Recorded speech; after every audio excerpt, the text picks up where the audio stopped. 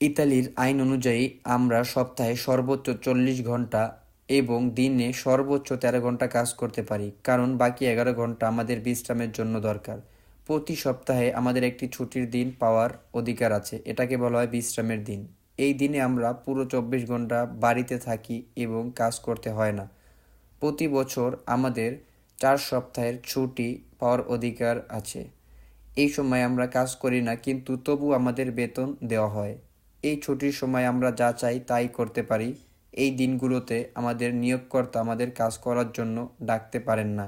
আমরা চাইলে যখন খুশি ছুটি চাইতে পারি, তবে নিয়োগকর্তাকে সেই ছুটি অনুমোদন করতে হবে। অর্থাৎ তিনি বলতে পারেন ঠিক আছে, অথবা তিনি বলতে পারেন অন্য সময় ছুটির জন্য।